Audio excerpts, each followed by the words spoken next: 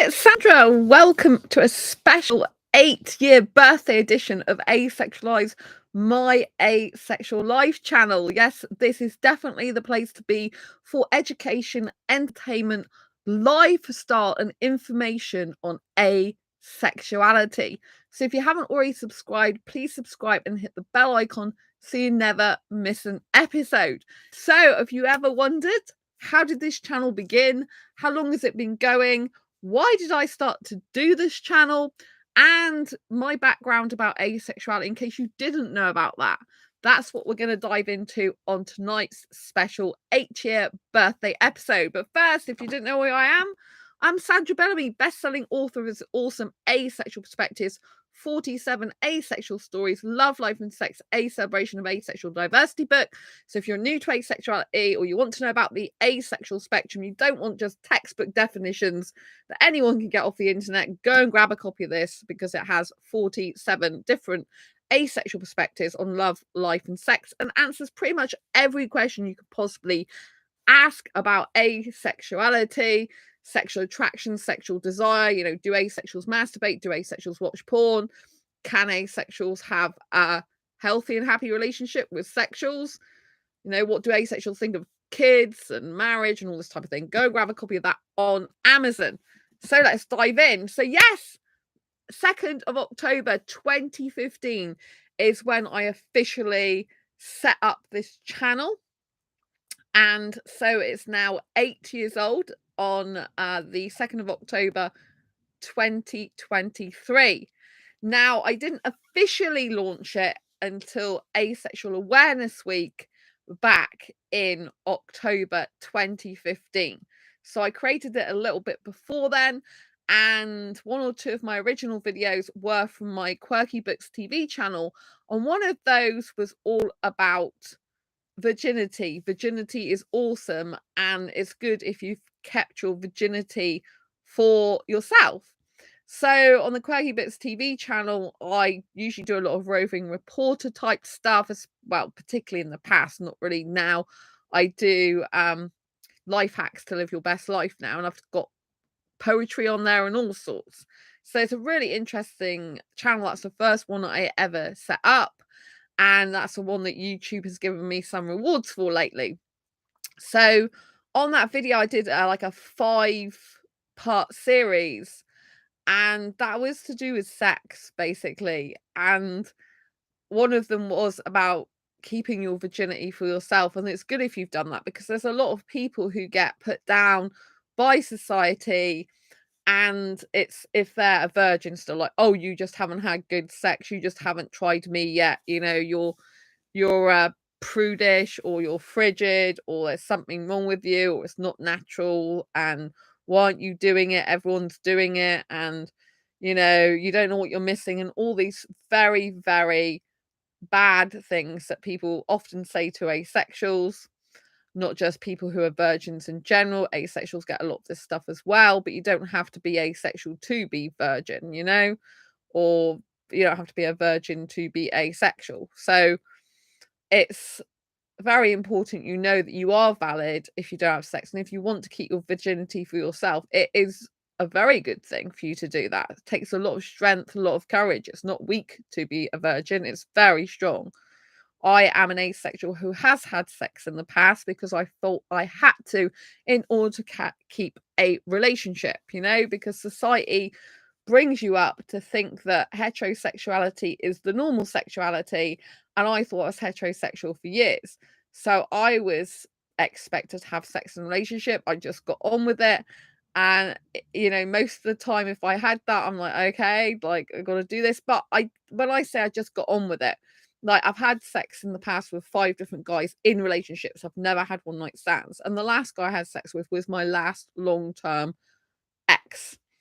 And he was good at sex. He was different to the other guys because he did foreplay and kissing, which I loved. And so he was a lot more sensual, and he wasn't good in a lot of ways. He was very abusive in many ways, but not sexually. That was why I think I liked that time with him. He's a very different person during that time. He was kind and caring and considerate and thoughtful. He was like 2 completely different people. And I did enjoy that time I spent with him. And you know, although I'm sex repulsed for myself personally these days, there was a time when, although I wasn't really into the sex itself, I liked the feeling of, like, the person within me, in the sense of I loved that person. Like, I don't generally like things in me, but in terms of, like, physical closeness and being at one with the person, that can also be nice as well, rather than the sex itself, if you know what I mean. So, I'm trying not to go into too many details because I don't wanna repulse people out. But, yeah, I am personally sex repulsed for myself these days, but not for other people. I can talk openly about sex. I'm okay to share stuff like that. I have been working on a book called Asexual Guide to Sex for over 4 years now, and I'm in the final editing stages, but it's still taking a long time. It's the most hardest book I've ever had to write in my entire life, and therefore, you know, it's very hardcore. I'm determined to get it finished, but it just means it's taking a lot longer than I actually thought it would. It's got 17 stories of my own. It's 18 asexual sex stories, and it was just going to be a guide to sex, but then it's turned into a relationships book as well as a guide to sex, because I think until and unless you have a healthy relationship in the first place, sex is going to be unhealthy for you. And it's not a book saying asexuals should try and have sex or have sex at all. It's a book that's saying, please, if you are asexual considering having sex at all, don't have sex until you've read me.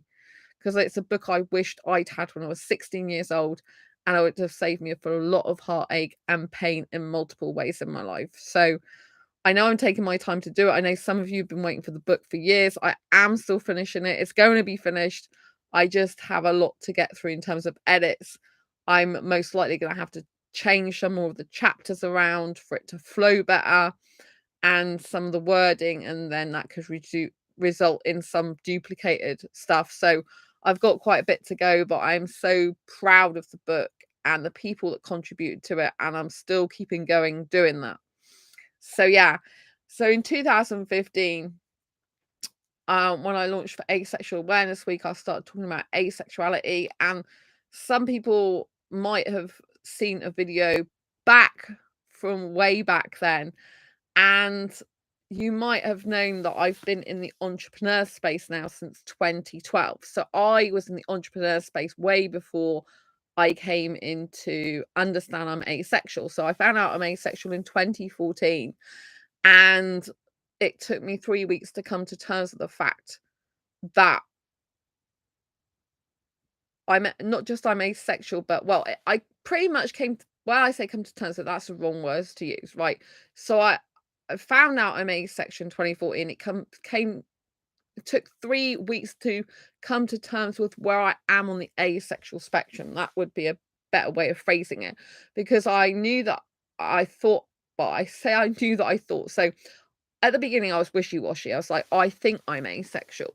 So I was still discovering about it for 3 weeks and not understanding where I fit in the asexual spectrum exactly. I knew that I liked guys. I'm only attracted to guys romantically, aesthetically, in multiple other ways, but I didn't want to have sex. But because I had feelings of arousal, for example, when I kiss, I didn't know if that was grey asexuality at that time, because someone said to me on asexualitic.com, which is a dating website for asexuals that I've been on since 2014.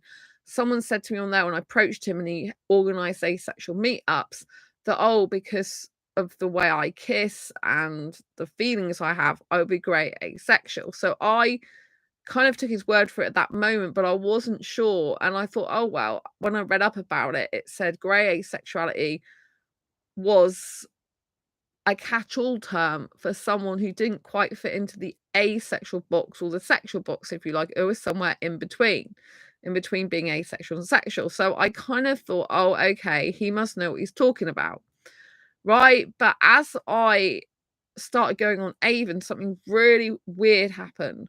People were talking about sex on there, and I all of a sudden realized that my genitalia was like being aroused, and I'm like, "Oh my gosh, but I don't like sex, so why is that happening to my body when people are talking about, like, even not having sex? Like, why is my body playing up?" And then the penny dropped that all the previous times in my life which I thought were sexual attraction because I thought I was heterosexual. It wasn't sexual attraction at all. It was arousal. And I never actually looked at my exes and thought, I want sex with you, with any of them. And so then I realized I'm pure asexual in the sense that I don't experience any sexual attraction at all. But I have grey areas with the way I like to kiss and the fact I do have some sexual behavior, despite the fact I have zero sexual attraction. And obviously, I can get high arousal levels, but no sexual attraction. So I ended up with these grey areas, and I ended up calling myself, in the full sense of my bio, I'm a, well, what I identify as nowadays, if I'm writing the full version out, I identify as a heteromantic, hyperromantic, grey A, asexual, younger cougar who does not like sex, just kissing, right? But I don't fit into a tight asexual grey A box because I don't experience any sexual attraction. So a textbook definition, grey asexual, would be someone who experiences sexual attraction but not enough to want to act on it, which I thought that was me before I discovered arousal is not the same thing as sexual attraction. Or someone who experiences it but little or infrequently or only in specific or rare circumstances. But in my Asexual Perspectives book, I redefine grey A to be separate from grey sexual and grey asexual as grey areas, but that's not officially been changed yet. So it's kind of just me and my word that I think matters, obviously, that we should redefine grey A to mean grey areas rather than being the same as grey sexual and grey sexual.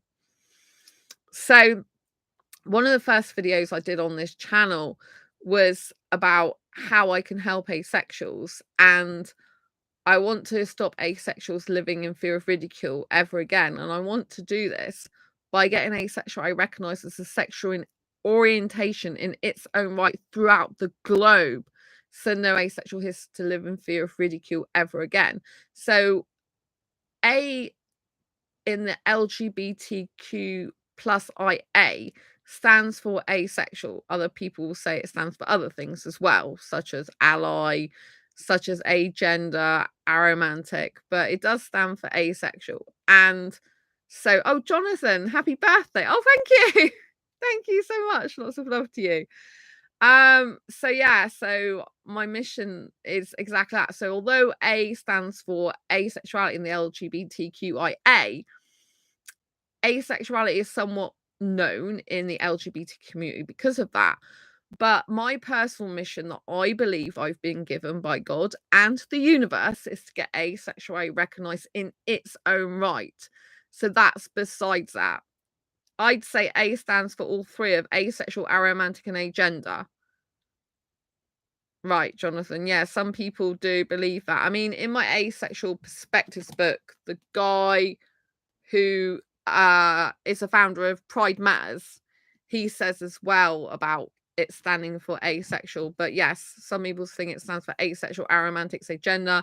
Some people think allies, but some people get very angry about that because they're like, allies have enough space of their own. They don't need to come into our space of the LGBT plus community, if you know what I mean. So anyway, A does anyway stand for asexual.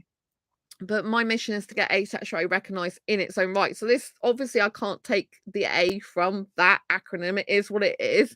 But the reason I need to get it personally noticed in its own right is because there needs to be some differentiation between, obviously, us and the LGBT plus community, which there is, because LGBT plus, as opposed to someone who's asexual and part of LGBT. So lesbians, gays, bisexuals, they all are sexually attracted to people, right? They just experience sexual attraction in a different way to the majority, which is why they're in a minority, which is why asexuals are put with them and why aromantics and agenders could be put with them as well, because we're minorities, right? So that's the ideology behind it. We're minorities, we club together, we're not, but obviously, like, some are sexualities and some are not sexualities. Like transgender is to do with gender, it's not to do with sexuality. And a lot of people mix asexuality up with gender. They think that gender is to do with asexuality, an asexual person can be any gender. That's completely irrelevant. So my mission by getting asexuality recognized as sexual orientation in its own right is very important, because people won't understand the difference who are not asexual. For example, heterosexuals will not understand the difference a lot of the time between asexuals, lesbians, gays, because we're all clumped together. And in terms of dating and relationships, there really needs to be a lot of attention drawn to the fact there are definitely some people who don't want, like, or need sex. Of course, not every asexual fits into this asexual, pure asexual box, but there needs to be widespread knowledge that it's fine and okay and natural for some people not to like, want, or need sex.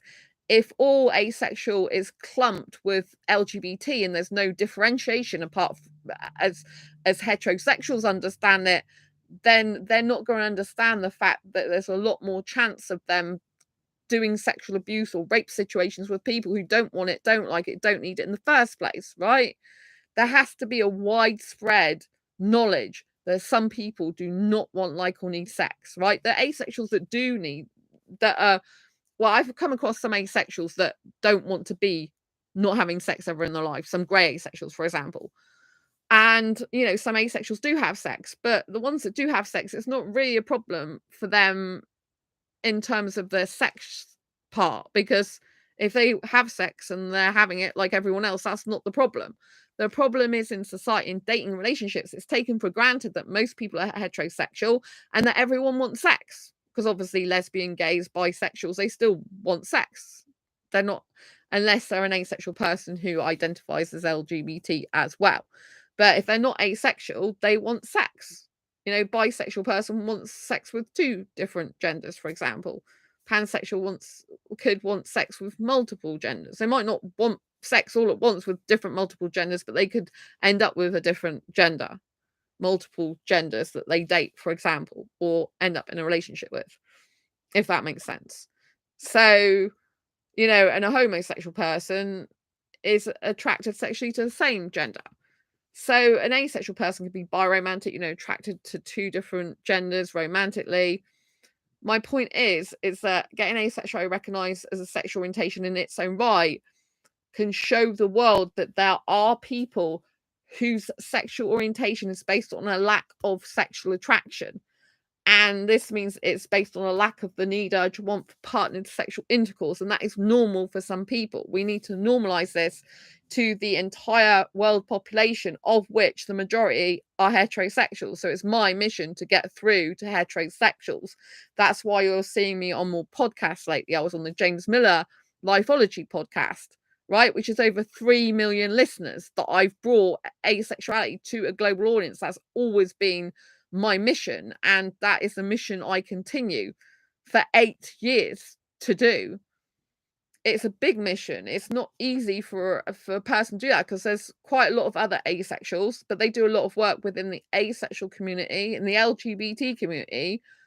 But I feel they're not doing as much in the mainstream world, if you like. So that's where I step in. That's my expertise, because I have been in heterosexual relationships for over half my life. And if you look back at the videos at the very beginning of this channel in 2015, you'll notice that I talk about my entrepreneur journey and how I want to combine asexuality with entrepreneurship to reach a global audience, so that I can use both my backgrounds in order to reach the thought leaders, the world leaders of today, which are often entrepreneurs, so that I can reach that market, so that we can spread the word of asexuality and get recognized on a global scale. And obviously, with me being on the James Miller Lifeology radio show, I'm already starting to bring that to fruition. That is a global audience, over 3 million people. I mean, it's been broadcast all over America on different radio stations, as well as the, streaming services. And it's just incredible, And I joined a company called Blue Talks this year to enable me to do that. I paid a lot of money to join their speaking programs. I've just joined their speaking bureau, which is a monthly fee, So that's to help me find podcasts and speaking opportunities so that I can continue to bring asexuality to a global audience. Up to now, the majority of the stuff I do for asexuals is actually free that I do. So, you know, obviously that's not sustainable to live like that forever. You know what I'm saying? Unless I have something else that I do, you know? But I would love to be able to be speaking on my passion, which is asexuality. And, you know, if I can be a professional speaker more, obviously I was a speaker at the UK Asexuality Conference in 2018, but if I can do this more and eventually do it for a living, then it's going to be a lot better for me. Obviously, I don't just need to talk about asexuality. I can talk about a lot of other topics which stem from my asexual journey. But you know, because I'm representing asexuals, even if I talk about different stuff, I'm known as the asexual entrepreneur. I specifically chose that title for me because I do believe I'm an entrepreneur. And for me, that's not about money. For me, entrepreneurship is about taking risks. And if you look at the definition of entrepreneurship, it's actually about being a risk taker. It's about getting out of your comfort zone and doing things and trying things that other people are too scared or unprepared to do. And my entrepreneur journey actually saved my life, in the sense I didn't love myself until I started going to business seminars in 2012.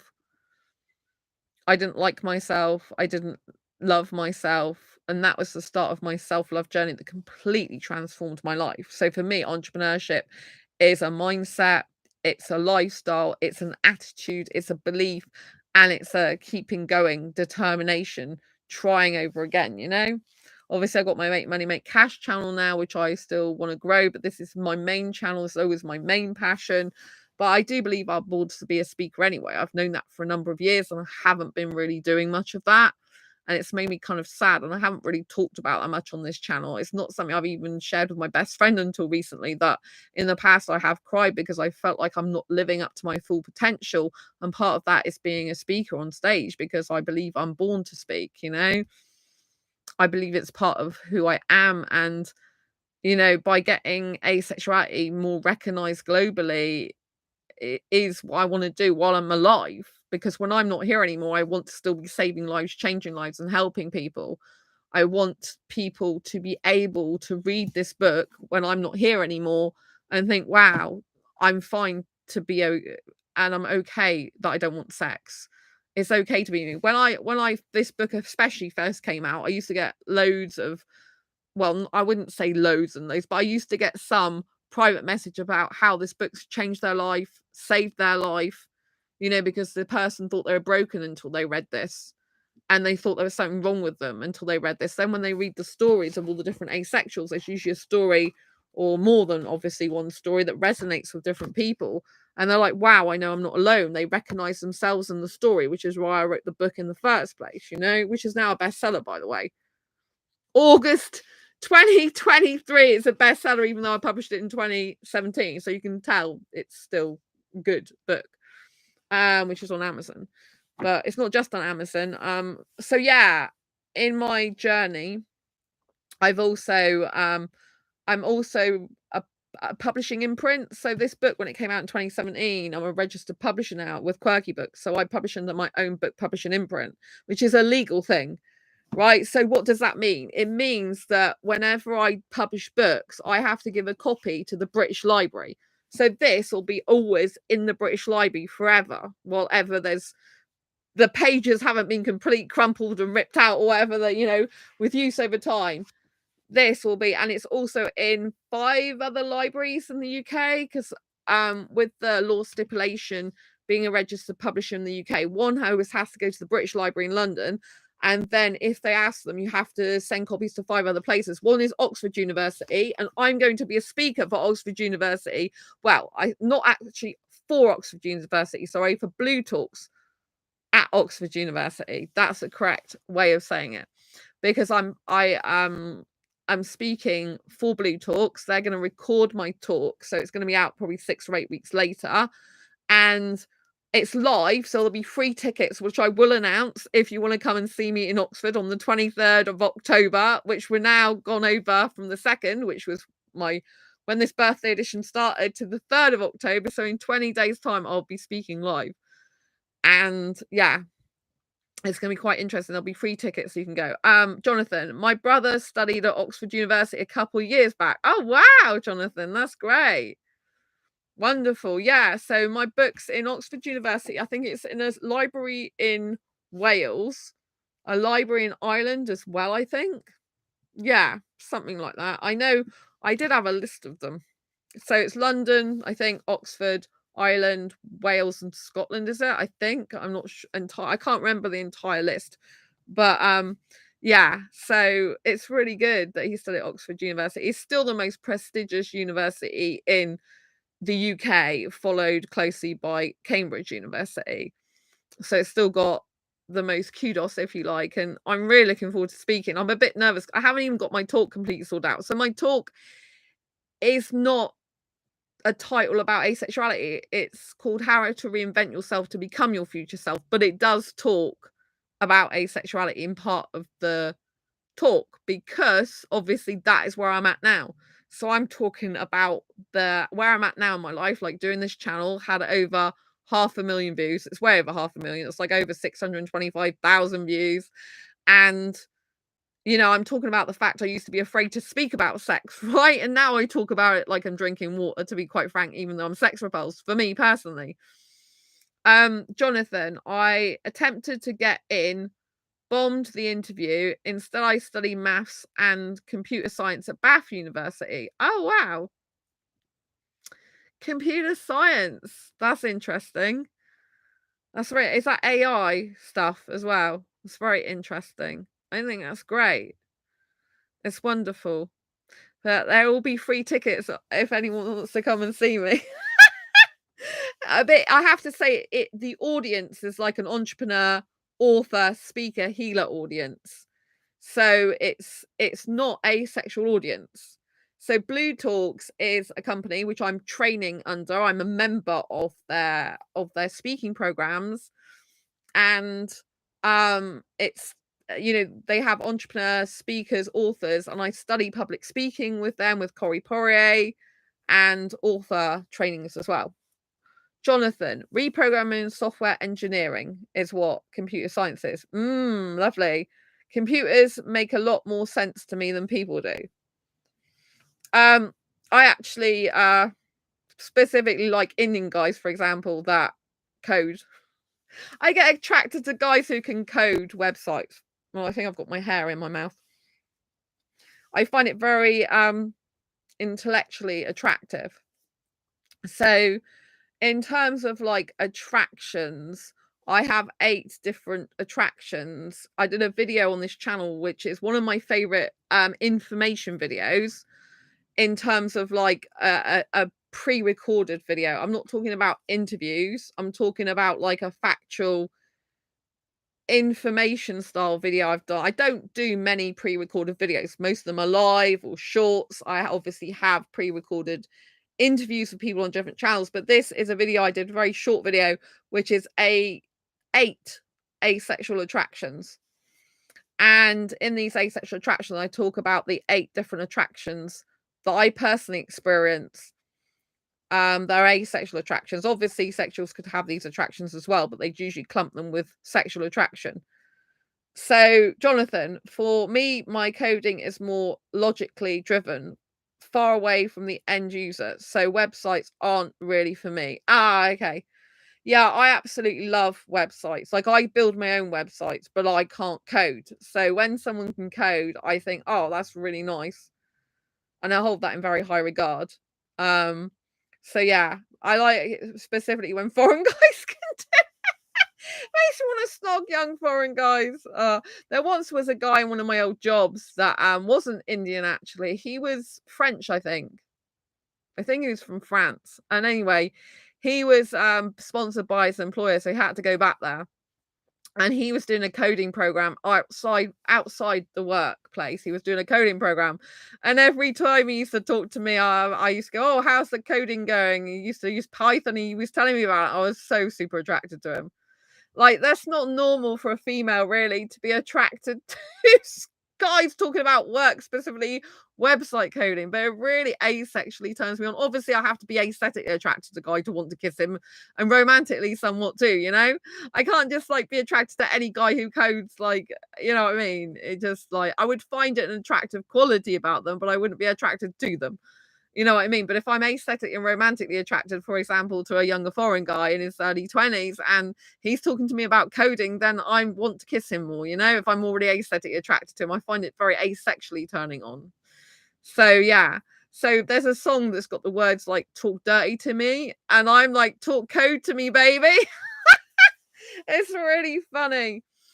So the 8 different like asexual attractions, if I can remember them all as I put them in the video, I can't remember the sequence of them, like the order, but I experienced aesthetic attraction, romantic attraction, spiritual attraction, clothes attraction, creative attraction, intelligence attraction, emotional attraction, and sensual attraction with a guy's upper body.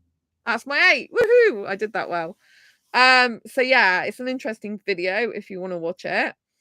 And if I think back to 2015 when I did a video about the fact I want to combine asexuality with entrepreneurship, which obviously is very interesting because I don't think it's ever been done before. You know, I'm now fulfilling that like much more fully, like 8 years later, because I'm getting on entrepreneur podcasts. I class myself as the asexual entrepreneur. I've done that on purpose because whenever I talk about asexuality, or wherever I go, should I say, I bring asexuality into it. Like even in my fibromyalgia self-help handbook, I talk about asexuality in there for a small part of a chapter. So whatever I do, you see, the majority of stuff, I'm always bringing asexuality into it. I'm always talking about it. You know, calling myself, like someone wanted to know on the Make Money with Cash, like why do I call myself the asexual entrepreneur? I said because I'm asexual and I class myself as an entrepreneur. So I'm known as the asexual entrepreneur. Jonathan, 4e equals, oh, I'm not very good at maths, which is probably why I don't code. 4e equals 1 dot dot 500 disp coding end. Right. Okay. Yeah, I don't really know what that means. But it's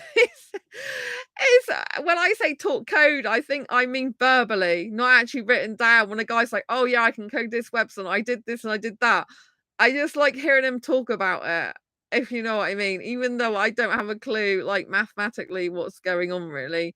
So I'm really creative and good at writing. That was the joke. All right, okay.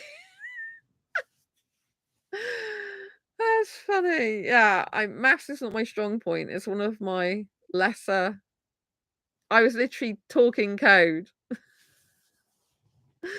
Well, it is funny. I know you're spelling out. I guess I like hearing the voice of the person, if you know what I mean, rather than actually the code itself. Does that make sense? I hope I'm making sense. I'm not sure I'm even making sense. Those lines print the word coding 500 times. Ah, right. That's funny. Yeah, I mean, when I actually like, rather, I mean, a guy sat in front of me talking, going, "Oh, I built this website, and yeah, I used Python to build it, and it might, you know, and I don't know, just hearing him say he builds websites in coding, I think it's enough to make me go, ah, ah." And I'm like, well, so what program do you? Oh, I use Python. Like, how long have you been doing that? Oh, I've been doing it for like 2 years. And I'm like, oh, well, can you code whole websites? And they're like, they might be like, oh yeah, I can only do front end stuff, or I can only, well, usually front end's advanced stuff, so I can only use back end stuff. They usually say to me, some of them, and they're like, oh, I can do front end stuff as well. I can do a whole like system. I can do a whole website, you know, like, and I'm like, oh, okay. So I just like hearing about it, I think, rather than taking a complete interest in the minute details. But it's very interesting. I get very excited by I'm like, oh, coding, baby, coding. But it's like I picture an Indian guy saying this to me, by the way, when I'm saying this is why my eyes are lit up. So yeah, I'm a back end person.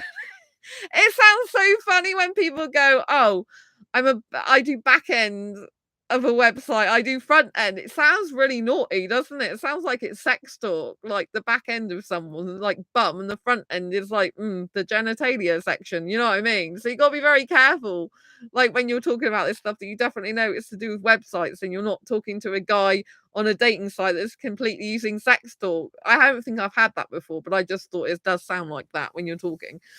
So it's really funny, but I do like coders I do respect in general, because I think, it does take a lot of brain and intellect to do brain power and intellect to do that. So yeah, I appreciate that. I use WordPress plugins and stuff like that, which is kind of hard to use sometimes. The plugins, as you might know, conflict sometimes. It's oh man, which one's not working? But yes, it's very interesting. I do like design work, but I have so many interests. Jonathan, I was partly making this a joke here. I probably wouldn't have made it if I was talking to an allosexual. Yeah. Well, allosexuals do say to me I'm working on the back end, but it is while I'm talking to them about website design. It's not while I'm talking to them on a date. I might be talking to them on a dating site, but I'm specifically talking about web design, nothing else. Oh, I need to move my legs, sorry. So yeah, it's quite funny. So what was I saying? Yeah, so I believe that my life experience, although it's been difficult sometimes, is very well suited to my mission of getting asexual recognized as a sexual orientation in its own right, because I have been in heterosexual relationships for since I was 6 years old. So over half my life, pretty much. And although I've not been in an actual heterosexual relationship now since 2017 was my last short-term heterosexual relationship, and my last long-term heterosexual relationship was 2011. So I've been sex-free since 2011. 100% beef. Happy channel birthday. Thank you. Lots of love. Nice to see you. Jonathan, I'll have to code an AI to face swap me with an Indian. Oh, that's naughty. You should definitely not do that. That's just too much. I have used AI a bit myself, but I have not messed around with images on Midjourney, for example. I have been on Midjourney, so I do know they do images, but I have not created an image. Like one of my friends or someone I know, I think, I can't remember. Anyway, someone was asking me, like, would you make an AI like robotic Indian guy? Like maybe you should have an AI Indian guy for boyfriend. I have actually thought about that. Like I have thought, well, I'd be one of the first people in the world to have a robotic Indian boyfriend. But I said that I don't think I'd like it because I don't want to kiss metal. I want to kiss like a real lips. And I think they then start saying, well, they'll have real lips on them. And I'm thinking, what are they going to do? Cut a person up to do that? That's horrible, disgusting thought. And yeah, I just don't even want to go there. So, but I said I'd rather have the imperfections of a human being than be with an AI like robotic thing. Have you played Detroit Become Human? No, I don't play video games usually at all. So yeah, the last time I did, I watched Gran Turismo actually movie twice, but there are buts. So the Gran Turismo movie, I absolutely loved it. It's one of my favorite movies. And there was a number of reasons. If I've ever done video game in the past, it's usually always been trying racing car ones. But in general, I don't game. I haven't the last time I think I actually did gaming as such was when I held an asexual meetup in my city and we did virtual reality gaming, which the footage is on this channel of. I think was it 2017? I can't remember. It's a few years ago. And there's a video I was recorded live and of me going like this with a headset on, virtual reality, going like this. It is quite funny. So if you Google not Google, if you look on the search bar for my actual channel videos and you type in something like virtual reality asexual meetup, you should see it come up. And so, yeah, and I won, even though I don't play video games usually. I got the highest score out of all me and 3 other people, so 4 in our group. I was well happy about that. I'm like, yes, baby, I got the highest score. Not that I'm competitive at all, you know, but I'm like, yay! I was so happy. It was really interesting. I did take part in a virtual reality theme park ride one there. It was really good. It's a decision-based story game. It's a future world where everyone who is rich has an android, including android partners. I haven't played any games like that. I have seen a film with Bruce Willis in it. I can't remember what it's called now, and I have got it on I have got it, a copy of it. I can't remember what it's called, but basically they have clones in this movie. And I don't know if I can look it up. It's a really good film. It's quite a bit scary. Bruce Willis, um, film. I'm typing. You can hear me typing because obviously I'm live. Bruce Willis film with clones. I'll type in that because it should come up. Right, surrogates. Yes, it's a very interesting movie. Very interesting movie. What movie is Bruce Willis and androids in? So if you haven't seen Surrogates, I would go and watch it. It's a bit strange. But yes, it's a sci-fi action. And yeah, they have an android. They have androids made of them. And their androids go out into the world while they're kind of in closed doors. It's a very interesting storyline. And basically they have clones, and then Bruce Willis, Bruce Willis plays the main character along with his wife, and what happens is something happened in their life, and it meant they live in separate rooms. And she has been living a life where she's like become so depressed, she doesn't go out anymore, she doesn't really dress, she doesn't look good at all. So she has this android that's the opposite of her, and her android goes out, runs a beauty parlor, like with hair salon, hair and beauty salon, I should say. And you know, her android looks amazing, how she wished she looked, and her android has like other guys over and flirts with them and all sorts of stuff. And Bruce Willis's android goes out and he's like a police officer, and it's very interesting, the stories that crop up. Very interesting. And I have got another movie which is based on that type of thing, where they're embryos and they're actually, you find out they are androids in the film. You think they're human to begin with, and then they turn out to be androids, but they end up with a mind of their own and emotions of their own. Very interesting. I can't remember the name of that, but I have done movie reviews of these. I'll have a look into that movie. Thanks for the recommendation. You're good. So Detroit Become Human was a major hyper fixation for me. So I'll take any chance to slip it into any conversation with anyone. Oh, that's interesting. Yeah.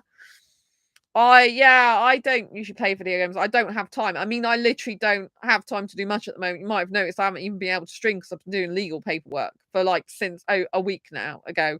It's nearly all sorted. There's one little bit I've got to send off tonight for in the morning, and then it should be done. Well, done as much as it can be for now. Put it that way. It isn't completely 100% done, but it's done for now. The stage is done. And I got to prepare my talk for Blue Talks, and I've got people to put in my groups, and I've got more streams like this one to do, and all sorts of stuff. I do so much. People think I have loads of time on my hands. I have no idea how anyone can live without computer games. Oh, easily. I am so busy, I do not have time to play computer games. To me, that's not productive use of my time, if I'm being honest. I don't find that fulfilling or any value to me, or, or any benefit. Like, I know lots of people who are asexual love it. And one of my friends who's asexual, they're a gamer. They've just started their channel up again, actually, which you might like that. 5 Mark 2N. No such thing as productivity for me. Oh, I'm all about productivity and adding value to people's lives, being of service to people, doing as much as I can while I'm alive. I don't watch TV. Gave up TV years ago when I entered the entrepreneur space. I learned how to stop being addicted to soaps, stop being addicted to TV. and turned my whole life around like that. I was very addicted to it. I was a soap addict. And when I came into entrepreneur space, they're like, you need to sacrifice stuff. You need to give up the hours of TV. You're just wasting your life. And you need to stop doing that. And it's like, what? And it's like, yeah, you've got to stop it. Stop watching the news. Stop doing that. Stop watching TV. You know, you're just spending 5 hours watching TV. What for? You're not being productive. You're not leaving a legacy. You're not making an impact in the world. You're not changing lives, you know? I thank you for your service. Our brains work completely different, however. Yeah. Yeah, I mean, I'm in the entrepreneur space. Entrepreneur brains tend to work differently anyway. You know, and I look at life from a completely different perspective to how I used. But I used to be depressed for years. I mean, completely changed my life. Entrepreneurship completely changed my life. And obviously, I don't know if you watch something called Healthy Gamer. I've just started watching him recently. He's a psychiatrist, and he actually used to be addicted to video games, computer games, and he changed his whole life around. So I think he still does some gaming, but he's not an addict anymore, because obviously being an addict to anything is not good. So yeah, he is not an addict anymore, but that's how he came to be the person he is today, including a psychiatrist. That's what prompted him to look into the mind and stuff, because he had a serious problem, addiction. So some people can get addicted to computer games, which isn't good, you know. But I do realize there's a lot of asexuals that do enjoy video games. My ex, actually, you'll be interested to know, was a gamer, and he used to, my last long-term ex, and he used to do game trading. So he would buy games at such and such a price, get them like on sale, and go and usually sell them for a higher price elsewhere. He would play some of them and then do that as well. You know, it wasn't just about trading. He used to play them as well, but he was into video games big time. I'm not like that. But we lived in separate places for years. So he would go back to his place to do that. I'd be at mine doing other things. But yeah, I gave up a lot of stuff years ago, and I don't usually play video games. For me, it's a bit of it's a waste of my time personally. For me, I have autism, and I suspect ADHD, but undiagnosed. If I'm not getting a dopamine hit from something, it just won't happen, even if you cut out all of the distractions.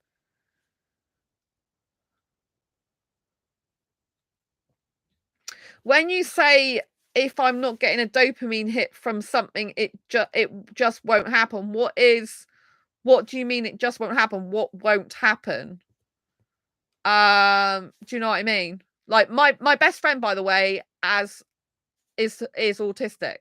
They have Asperger's, my best friend. They don't play video games. My friend who's a gamer, they have severe autism. And my other friend who's autistic as well. So my 3 friends, my closest friends, are all autistic. I think he plays some video games occasionally, but it's not super into them. So they all are autistic, but they all, you know, none of them, there's only one of them. I was going to say none of them are exactly the same, you know? So yeah. And the one of the ones plays video games, but their whole channel is they've been gone for 5 years off their channel, but I stayed subscribed to them. They're in my Asexualise Academy club, actually. And they, you know, they love video games. And it's a big deal to them, but I haven't been able to do much of it like they would do. But they're Pokemon Go all the time. So they were actually the ones who recorded me for the UK Asexuality conference in London. And when I met them in London, they were always having a Pokemon Go in their hands all the time, like wherever we were walking and wherever we were. They've learnt to be able to have a conversation now with less distractions. Like I can talk to them occasionally on video call and they'll be very present for me. But years ago, when they were younger especially, they couldn't really concentrate on a call with someone without looking away and doing other stuff. But they're more, they concentrate more now. But they used to be one of my original channel. Well, they still are, I should say. They don't watch this channel as much as they used to. They've only just like they've moved, and they've only just kind of started fully getting their place sorted. Takes quite a long time, you know. But they love gaming, and they do things which are like cheats. They're not cheats, what are they called? They're not cheats. What's the other thing? They're way when you find in a game some way of doing something that is like bucks the system. It's like something they do. I can't remember what they're called. They've got a technical name. And when they do it, it's like something you're not supposed to be able to do, but you can do it with it. Jonathan, I mean, my mind will wander off into my internal mental thought space, losing awareness of surroundings. Time in the real world seems to completely disappear around me. It also allows me to have full on philosophical conversations with myself inside my head. Uh-huh. Yeah, I mean, I do understand some of what you're saying because I understand how some people can be inside their own head with autism and ADHD. Um, so yeah, people have different ways of their their autism affecting them, but I just want you to know that not every single person who's autistic does game, because my best friend who's autistic doesn't game. So not every single person. The majority of people I know who are autistic do some gaming. But I know people who are autistic who don't do it that much. And then, like I said, the one I do know, their whole channel is a gaming channel, which they've just made a comeback. So you can watch them actually play video games. They just did. I watched one of their video games that they were doing a bit of the other day when they first came back, because they like me to support them, you know. So I watched it, and it was Zelda, I think, but a very 1982 was it, or something like that. So what was the name of that channel again? It's 5 Mark 2N. That's, well, he's got an archive now. Let me see if I can get it up for you and I can pop it in chat. He's my friend, and he's actually in my Asexualise Academy Club. He's asexual. So I'll see if I can find it, but I'm trying not to like lose the stream at the same time. Here it is. Right, okay. So yeah, let me see if I can get his channel up without it going off. Right. So 5 Mark 2N he goes by. So I'll pop it in there because you might like it. Right, it's in chat now. So that's a link, and you can click through it and go to his channel. He's just started doing his channel again. He's just started playing games on there after like 5 years of being away. And he's still got fans, which is good. But he was one of the very, very first asexual channel fans on this channel. He was one of my very first subscribers. And he was the one who filmed me at the UK Asexuality conference, which is on this channel, the footage he did. It was the only footage that ended up being of that conference, because asexuality.org, which ran the conference, they paid a guy to do video. I think they paid him. Anyway, they got a guy to do video editing who was a video editor, and they got him to record it. And for some reason, it didn't record, and they couldn't get hold of the guy again. And so they lost all that footage, and I was the only one who got my footage. But the guy whose channel that is, 5 Mark 2N, he was my camera guy. He's my friend, and he did it for free for me, which was nice. And we met at a hotel as friends, stayed in separate rooms, and he filmed if it came there and filmed it for me. It does move around the camera. It's not on a tripod or anything, but you know, that was the only footage that it's got. And it was, you know, it's got me speaking on there. It's got the whole talk I did about how to arrange an asexual meetup. It's got the panel discussion, because I was part of a relationships panel discussion, so it's got me in that discussion as well. So he recorded it all for me, and he really enjoyed it. So yeah, so it was really good, and I thoroughly enjoyed the fact he was there, and I really appreciated it, especially as like no one else had any footage of that. I got someone else afterwards asking me did I have like footage of them, but I didn't, because he only recorded me. So and anyone that was on the panel discussion with me, you know. So yeah, I was really happy he did that, you know. And it just goes to show that even though I wasn't having that many views back then, or as many subscribers, that I still got that footage, means a lot. And it took me over 5 years to get over 1,000 subscribers on this channel. Now, there are asexual channels that do have obviously far many more subscribers than I do. And some people are like, why don't you do certain types of videos? And I personally cannot just do a video just for the sake of doing a video to do a trend or because someone else is doing it. I don't want to be a copycat. That doesn't mean to say I'm not going to do videos that are like what other people do, because obviously in asexuality, there's going to be crossovers. There's going to be someone who talks about what heteromantic is, and I'm going to talk about that because I am, obviously, and I'm going to talk about different parts of the asexual spectrum like everyone else does. But I won't just do something for the hell of it. Like, I don't get involved in the political aspects of asexuality, for example. That's not my thing. I'm not interested in politics whatsoever. I don't want to get involved with that.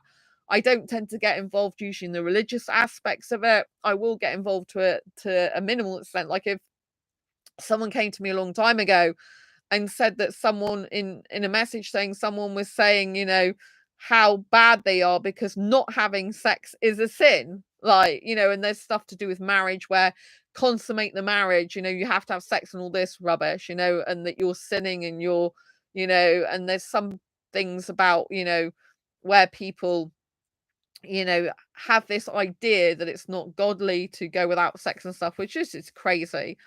So although I don't get involved with religion as such with asexuality, there are some aspects I might touch on like that. I mean, I basically talk to God every day. I don't talk about religion very much because I have no need to. I'm more spiritual than religious. And I have like a friendship relationship with God, if you like. So I don't go around talking a lot about this, but I believe in God and the universe together. Some people who are spiritual just believe in the power of the universe. Other people, who usually it's a case of spiritual people believe in the universe and the universe makes things happen for you, and other people believe in God, and they kind of a lot of the time believe in one thing or the other. But for me, they work in tandem together. And I just like I'm in a spiritual group on Facebook. It's spirituality and dating group, which is not an asexual one, but I have met a guy who I think's asexual in it. He's Indian, he's beautiful, he follows this channel. But anyway, I just feel that that's what I'm just like, I talk to God every day and I'm just like a mate with him. That's how I work, and for me, God likes every person in terms of sexuality. It doesn't matter what sexuality is, and he's fine with, for me it's a he, and he's fine with people not wanting sex. He hasn't got a problem with it at all. Jonathan, I'm an agnostic. I believe in an abstract idea of God, but just not one that aligns with any particular religion. Okay. Yeah, I mean, I don't believe in the Holy Spirit. I don't usually get involved in these conversations because religion is very precious to people, right? But I am spiritual. I have done some spiritual videos, and I have talked about my mission for asexuality, which I think is to do with God and the universe combined giving me this mission, and I've been aligned for it, because I've had heterosexual relationships and I've seen both the heterosexual side of relationships and the asexual side of relationships.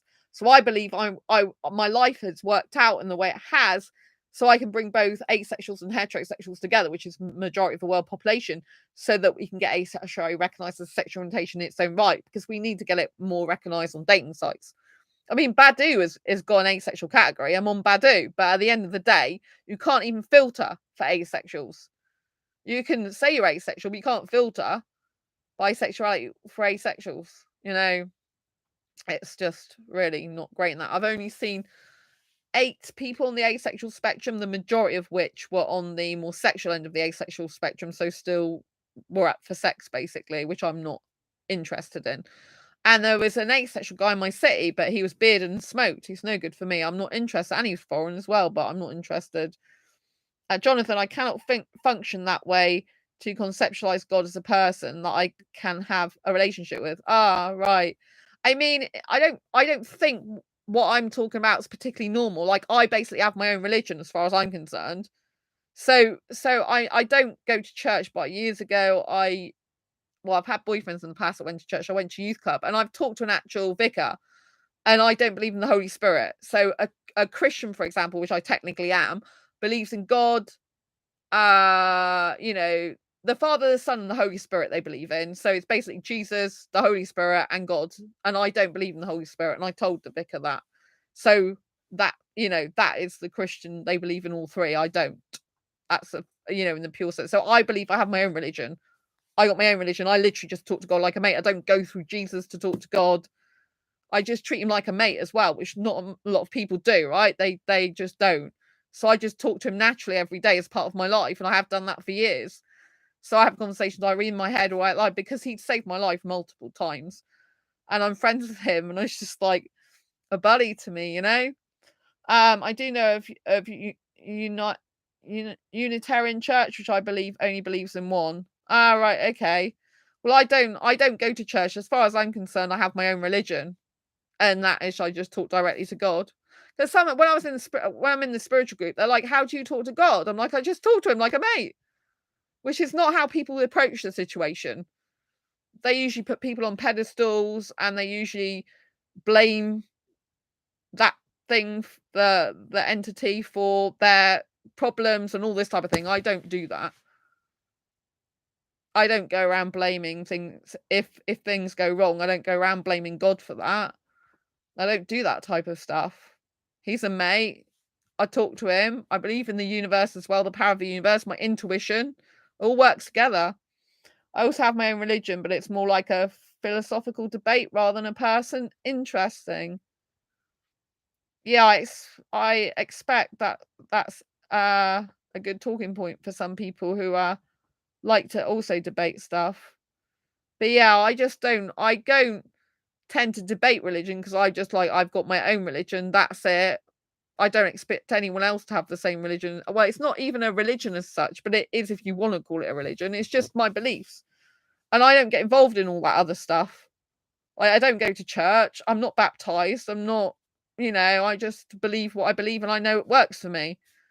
So in any type of thing in life, if something works, you keep doing it. If something doesn't work, you have to change what you're doing if you want a different result. Choose whoever you are. If you want a different result, you have to change something in your life. If you're happy with the way your life is, you don't need to change anything, because you're happy, right? So many people who are not happy with certain parts of their life, they have to change those things they're not happy with. And anyone can actually change their life. I mean, my autistic best friend, for example, they have completely transformed their life in the time I've known them, which is over 5 years. They've got mental health problems too, by the way. And they've completely transformed their life. I mean, completely. They say, "Oh, it's thanks to you," which is very sweet of them, and my friendship with them. But they have really, really changed in their attitude, their beliefs, the way they do things, and they're amazing. I'm really proud of them. Anyone can change, but it's harder, obviously. Like, I used to be depressed for years, a lot throughout my whole life until 2012, and it was actually fibromyalgia that saved my life. The same year that my life was saved later by entrepreneurship. So I got diagnosed with fibromyalgia in 2012, and it took me 6 months to come to terms with the fact I got a disability for life. It's pretty shocking when you're told, like, you've got a disability forever now, basically. I'm like, oh, damn it. And the only help I got wasn't even proper help. It was basically, I went to the hospital, and it was supposed to be to help me with my fibromyalgia, and I just had this man and woman. Really weird scenario. And I had to see them both. And the woman was just telling me to do some breathing exercises and pace myself. That was her answer to, like, solving my disability diagnosis problems. And then the other guy was so fixated on my anxiety and fixing it, he didn't even talk about the fibromyalgia. And I'm like, I've come to talk about fibromyalgia because for me, mentally, it was hard for me to take in the fact I got disability for life. I'm like, what the hell am I going to do now? How am I mentally going to cope with the fact I've got this disability forever? Like, there's no going back. I can't change it. I can't stop it. It is what it is. How am I going to cope with it? How? What am I going to do? Like, I was like a bit disorientated from myself, and I was a bit like, I don't know how to cope mentally with this. Like, how do I come to terms with it? How do I, like, be okay with it? How do I, like, I don't use the word, I use words for fibromyalgia other people would never use. Like, how do I be satisfied, basically, with it or with my life with it. How can I change that? Like, I was bewildered. I was like, whoa. But after 6 months, so in July, basically, I was diagnosed in January, but by July, obviously, some people say by June, but by July, I'd come to terms with the fact I have a disability for life, and I literally stopped talking negatively to myself. But I didn't love myself until I started the entrepreneurship journey towards the further in the year. So I stopped talking to myself negatively because I realized that if I continue to talk to myself negatively, that emotional pain would cause my physical pain to be 10 times worse, and I will end up on crutches or in a wheelchair like so many other with the condition. And that was a threat to my freedom I was not prepared to have. So I just stopped talking negatively to myself. I stopped saying I hate you. I stopped saying I hate my life. I stopped saying, well, particularly I stopped saying, well, I particularly stopped saying I hate you and putting myself down all the time, which I used to do for years. And I used to hate myself and my life for years. I used to be suicidal years ago and all sorts of stuff. And that didn't change till 2012. And this was like how I was from being like a kid. So that's a lot of time in my life. And so, yeah, so then I just stopped talking negatively to myself. So I stopped the negative self-talk, but I didn't it was the start of me liking myself, but I didn't love myself. So, yeah, I think I was getting to a stage where I had to say I'm okay, but I wasn't loving myself. So that year I transformed from not liking or loving myself and basically hating my life and myself and being depressed quite a bit to like completely changing my life. And so, yeah, and then when I started the entrepreneurial journey, I realized that I do have special qualities, experiences, and knowledge and know how to help people in the world. Whereas before I felt I was worthless, then I had like this awakening that, oh, wow, you can help others. You have got value and worth in life. You are worth being here in life. And so I started then my self-love journey. So with the fibromyalgia, I would say more like I liked myself a bit. And then with the but prior to that, I didn't really like myself or love myself at all, really. And I had some respect for myself sometimes, I guess. Like I would never do certain things to hurt myself. I would never self-harm, for example, in the physical sense of it. But I was suicidal. I did try to take my own life when I was 15 as well, which I don't talk about usually on this channel. But so yeah. But like for example, I could never take pills and stuff like that. Um, to do that type of thing. So, but all of it's not good. Like being depressed for years is not good. So yeah, so I guess my fibromyalgia saved my life because it stopped me talking negatively to myself, and then entrepreneurship saved my life as well because it's the start of my self-love journey. Jonathan, for me, my sense of value comes more from solving the world more so than accomplishing things. Interesting. How can you solve the world but not accomplish anything? I mean, how can you solve the world problems if you don't accomplish anything? I'm not quite sure I understand you. Solve like a puzzle. Okay, but how can your sense of value come from solving the puzzle of the world? Because it's that the world is other people, it's not you. And the sense of value has to come from within ourselves to truly love ourselves.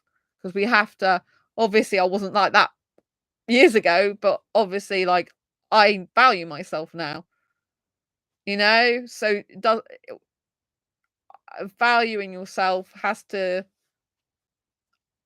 come from yourself in the sense that, like, regardless of what anyone else does, you still have to like love yourself and care about yourself, if you know what I mean. I don't know if I'm making any sense. But so how does your value come from solving the world, if you know what I mean? Because the world's external and your internal are different things. By coming up with logical frameworks to understand the world as if it was like a Rubik's Cube. Oh, right, okay. Yeah. I mean, I understand the way some people work because of psychology. So I have a great interest in psychology. And, you can put some psychological stuff into frameworks, obviously. There are certain things that people do. Some are obvious and some are not obvious. Um, but so yeah. Do you have a sense of value within yourself? Like, do you value yourself as a person regardless of your surroundings or regardless of the world? Do you value yourself as in a human being, as in I care about myself, I love myself regardless of what anyone's doing in the world? Do you have that? Or do you not have that? Is it all to do with logical outside stuff? Do you have any like when you look in the mirror, do you oh, I like Jonathan, he's a nice guy, he's kind, he's caring, he's talkative, he's thoughtful, inspiring. Do you have any of that as well, or no? It's just interesting to know, really. I mean, ideally, we all want to be having some value within ourselves, but obviously, if you value yourself by feeling like you're able to solve the puzzles of life, I can understand that. I can understand if you make sense of the world around you that it would add a degree of value to your life to be able to do that, because it makes you feel like you're intellectual, obviously, by being able to kind of like look at things in a logical way. I think that's quite intellectual, which obviously is a valuable quality. So yeah. Jonathan, I usually try and avoid my reflection due to gender identity dissociation. Ah, right, okay. Mm, yeah, that's difficult for you. Yeah, I mean, that's hard. I don't have that difficulty. But I did have a difficulty with loving my body years ago and the way I looked. I do love my body and the way I look now. Like, I'm nudity repulsed, but I do look at myself naked. I've trained myself to look in a mirror and see myself naked and like that body now. That took me quite a long time to do that because when I came into the asexual space, when I started this channel, for example, I came across people who were not liking their own body. I'm not talking about due to gender identity disassociation, which I understand is really difficult for people. I'm talking about people just not liking their own body's shape and size and look, for example. There's a lot of people like that in the world. And when I came into the asexual space, there's quite a number of asexuals that I used to hear saying that type of thing. And I thought, I don't want to be that type of person that's not able to do that, that's hating on my body or not liking it and not enjoying it. So I changed my behavior, which changed my thoughts about it. So I specifically made myself look in a mirror every time I came out of that shower. For example, I used to have a mirror exactly opposite the shower for years of my life when I lived at the old place. I have got a mirror in here now, but it's further down. It's not attached to a wall, it's just against the wall. So it's further down, but it's important to love the body. And I took some training that, because you've got to train your mindset to think a different way, and you've got to be brave. It requires a lot of braveness. Jonathan, I prefer to operate in an abstract realm with thoughts and ideas. My body mainly exists as a brain transport function.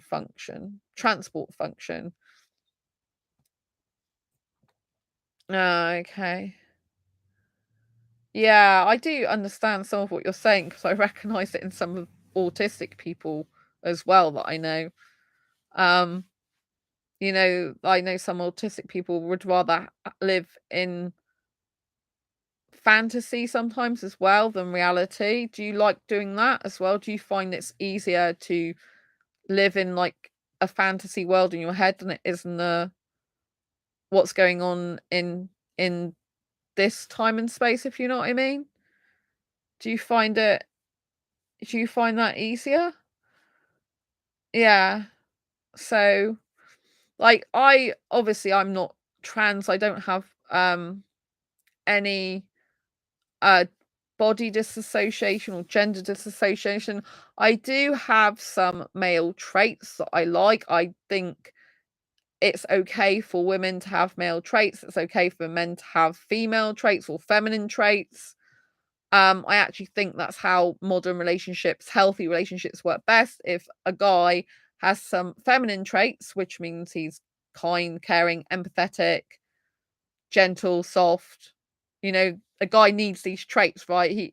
This is like in a healthy masculine guy. And in a female does need some masculine traits, because especially in the way the world is at the moment, a masculine trait would be, for example, driving things forward in your life. That's like known as a masculine trait, right? And if you are living on your own, you work on your own, or you're self-employed, or got your own business, you need to be able to drive that forward. You need to be able to take action. Like, I don't just talk about things, I go and do them, right?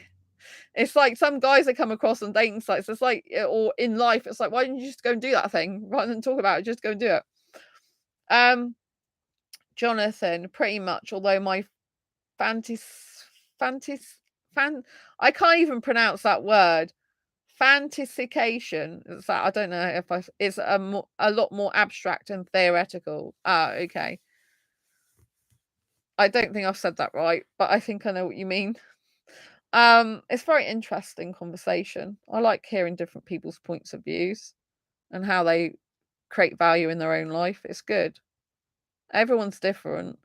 I think whatever works. I think if someone's happy, doesn't matter what other people think, as long as you're happy. Oh, you misspelt it.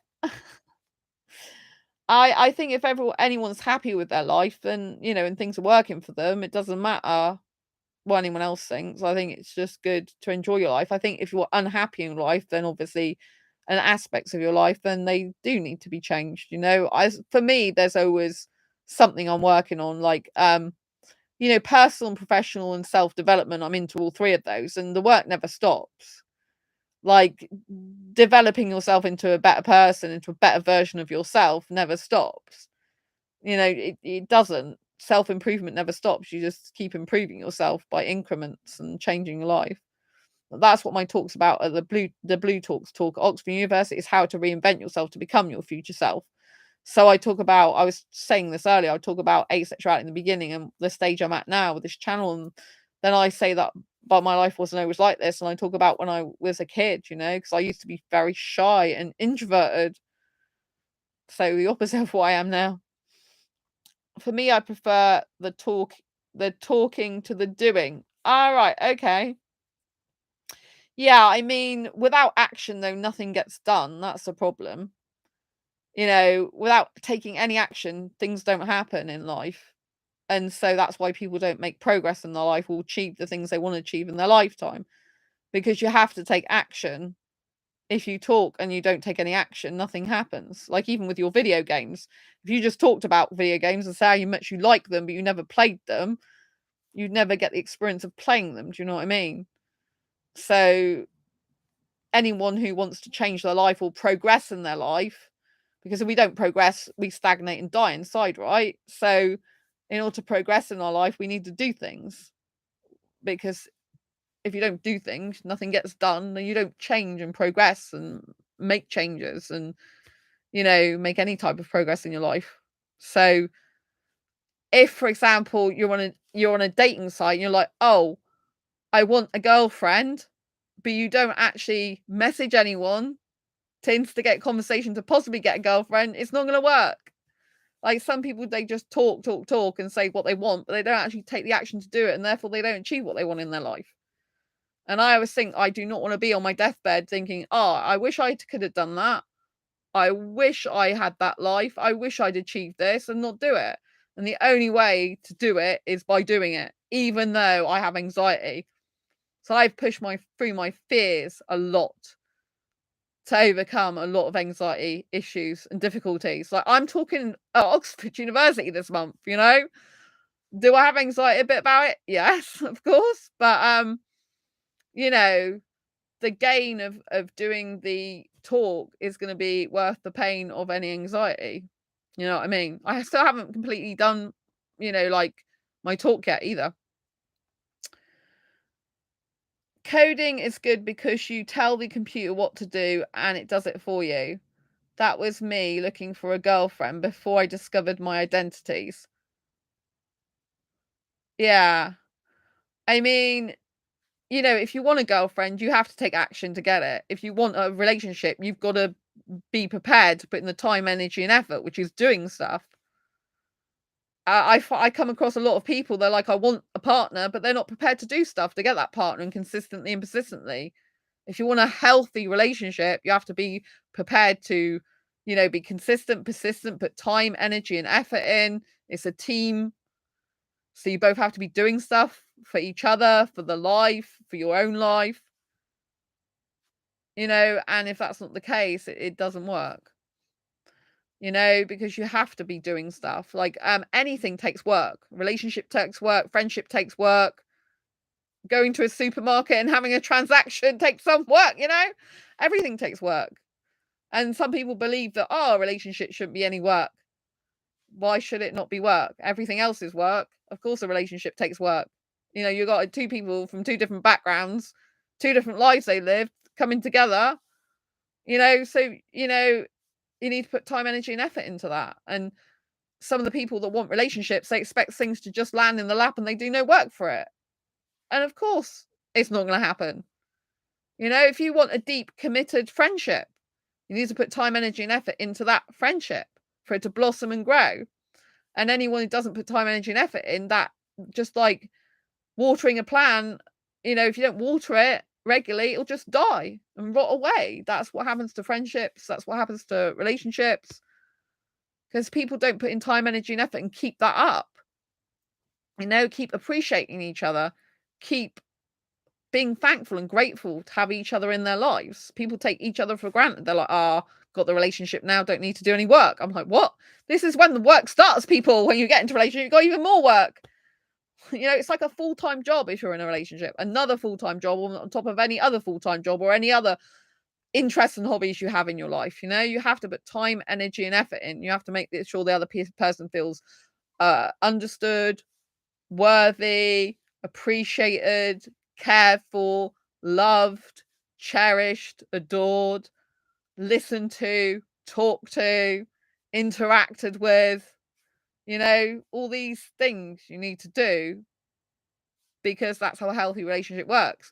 An unhealthy relationship means you don't really speak much to each other, you avoid difficult conversations, you avoid conflict, you avoid having hard conversations, you have secrets from each other, you live more of a separate lives, you know, things need sorting out, you've got problems, you're like, oh, I don't want to know, don't want to talk about that. And that's unhealthy, right? You don't want to be doing that. And if people don't want to have put the time, energy, and effort in to have any type of relationship, friendship, or an actual romantic relationship, then they shouldn't be in that because it's not going to be healthy. You know, it's not healthy for the reciprocant either, you know? So people have to work out what they want in life. And in order to get what you want, you need to change yourself, usually. If your life's not working, if you're happy with your life, you don't need to change anything. Keep it as it is. If you're happy being single, stay single forever, if that's what you want. You know, but I do have some people that come into the dating scene and they're like, oh, well, I want a partner, but no one wants me. I'm like, really? Okay, so what have you done? Like, tell me, what do you mean? I'm like, which dating sites are you on? Oh, I don't like dating sites. Okay, like, so where do you go out to meet people in real life? What do you mean? I'm like, well, you've got to go out of your home to actually meet someone to possibly get into a relationship. Like, what have you done? Well, I don't really go out. I just stay at home and do my hobbies. I'm like, okay. So like, how are you going to meet this person for a relationship? Oh, it just happened. Really? It'll fall down from the sky, will it, on your lap? The ideal person for a healthy relationship will just drop into your lap. It doesn't work that way in life. It might have seen in some movies, oh, you just wait, it will happen. It doesn't do that, right? You need to take some action. You need to put yourself in a situation where you're going into a restaurant, for example, or you're going to a meetup group. Maybe it's a book writing club, or it is a gaming club, right? If you like, there's some people that are asexual that want gaming partners as their partner. So they'll specifically put in their dating profile, I'm a gamer. I want someone who games and into it. It's very important to me. Right, so that's the thing, you know. Then you need to vet people, are they gamer? If a gamer is a deal breaker for you, they need to game. You just get rid of all the possibilities of people that don't game and don't like it.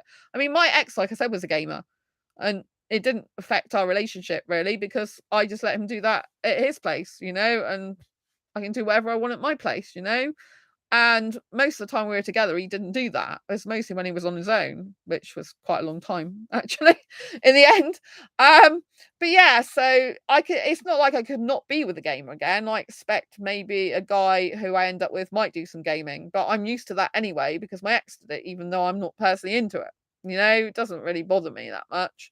It would just bother me if it was the expense of our relationship and he wanted to do that rather have quality time with me and he was always on that. That would bother me because I think there needs to be a level of healthiness about it. So yeah, but when I'm not with him, it'd be better for him to go and play video games and off with some other woman. Do you know what I'm saying? So yeah. But so if you want to change your life, you have to change yourself. And people don't want to hear that. They really don't. They're like, oh, I can't change myself. I'm like, well, who else is going to do it for you?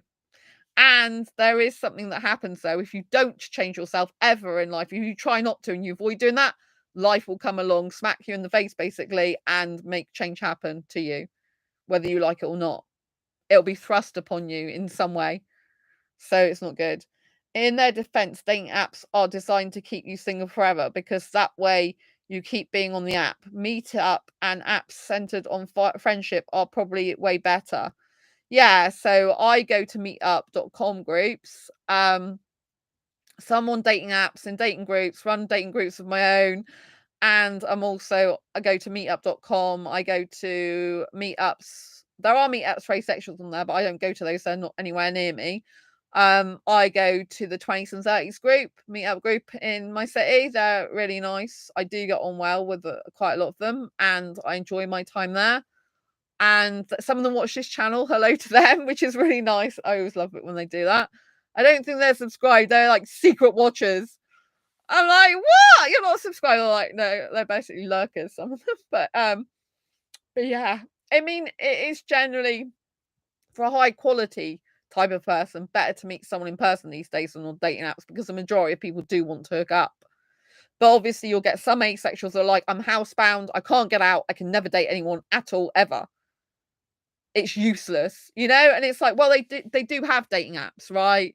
They have friendship apps, I believe, as well, and stuff like that. So it's like, it's not like it's completely impossible for you to ever do it. And some people, there's someone for everyone, I believe, that wants it. And, some people might come to their home, for example, you know what I mean? So they could meet them from a dating site. I would always be very wary about that. And never, ever just meet up with someone. Always video date them first. But I do agree with you, Jonathan, that I do think the majority of time in person is better if you can.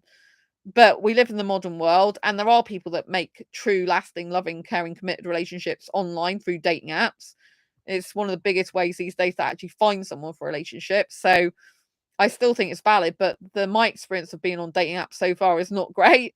It's great in the sense I've met a lot of different types of people. I've got to talk to multiple different types of guys from different backgrounds. Obviously, in my case, mostly younger foreign guys. And it's been interesting. I have been on some dates, but the dates have always ended up in disaster from the point of view of they lied that they're okay about my asexuality, or they've lied to me, or both. And so yes, I've had 3 dates off Facebook dating. I'm on take a break from there because I got so fed up with the liars on there. That's how bad it was. I'm like, so with Facebook dating, when you want to take a break, you can either delete your whole profile, which deletes it completely, or you can just flick a button that says take a break and your profile's then hidden. And you can do that for months and just flick it back whenever you want. And I was so peed off the last time I went. Like, this guy was married and he didn't tell me. And he friended me, or did he friend me? He talked to me on Facebook. I don't know if he actually friended me. I think he did. But anyway, he came on Facebook Messenger, asked me to, which I thought was nice because I thought, oh, don't mind me seeing your profile, which is always a good thing. But then, as I was talking to him, I noticed further down his profile it says married. I'm like, you're married? That's it. I can't speak to him anymore. He goes, oh, other people have seen that. And he was going to start making some excuse up. I said, I'm not interested. That's where this conversation ends. And I blocked him. I thought, I'm not interested in hearing this crap because he's Pakistani. I've nothing against Pakistanis. All the last 3 guys I've kissed are Pakistani, right? This year. But the problem is, like, the last Pakistani guy I kissed was an older Pakistani guy, and he ended up being married. So I've kissed a married man, which was not what I ever wanted to do, but he was separated. He kept saying, but I'm separated. Like, my wife is back in Pakistan, but to me, I was like, I've never wanted to kiss a married man in my life. I didn't know he's married. He lied. He said he'd been in the country 9 years in the UK, and eventually he admitted to me at the very end of me kissing him, like we spent quite a bit of time together, that, oh, I'm actually been in this country 8 months. And I'm like, so are you like single or married then, or what? He's like, oh, I'm married. And I'm like, what? And so, have you got kids? And he's like, yeah, I think he said he's got a 1 year old and one that was like 8 months or something. I'm like, why are you here in the UK? He's going, I said, did you cheat on your wife? And he's like, no, it's the opposite way around. She loves someone else. And I found out about it. So I just left. Now I'm over here. He goes, but if I'd told, he goes, I don't tell women the truth because if I did, they wouldn't be with me. I'm thinking, well, of course they wouldn't be with you. I said, well, so why don't you get a divorce then? Oh, because my family still wants us and thinks we're going to get back together. I'm like, oh, great. So, you know what I mean? It's like, what? We need a dating app where where everyone's someone lies. They edit your profile photo so your nose grows in size. Like Pinocchio, yes. Although Pinocchio's better looking, I think, than the liars in terms of like he's more cute than all the actual liars, because the liars that lie, they just become like not very cute after that, really. But I still get attracted. But then they really turns me off, liars. Really turns me off. I'm like, oh my God, I hate liars. You know, I can't be in a relationship with a liar. Once they've lied, it's like game over, really, isn't it? And that's the trouble. They play too many games, you know. And when you talked about Pinocchio, though, it reminded me of Disneyland Paris. I'm going back to Disneyland Paris in January. I can't wait. I'm super excited. I paid all the holiday off now, apart from I haven't paid for my one of the hotels in London and my train fare up there and back. This is January, but I can't wait. I've paid the actual holiday off. I'm going for 5 days and 4 nights this time. So I've got an extra night in January. It's £400 cheaper than it was to go this May. So I got the best deal ever. The holiday's already gone up because I had to make an amendment because they left something off, which was the luggage service. They went to put it on and they're like, oh, Walt Disney tried to charge you an extra £95. I'm like, it's meant to be an add-on. As far as I know, you can add it on at any time. And they're like, yeah, they shouldn't have done that. So they waived it. I said, so my holiday's already gone up by £95. They're like, yeah. I'm like, oh, okay, I'm saving money already. That's good. Yeah, because I kept an eye on the Disneyland Paris a website to make sure I got the cheapest deal possible. So yes, I'm very happy with my deal.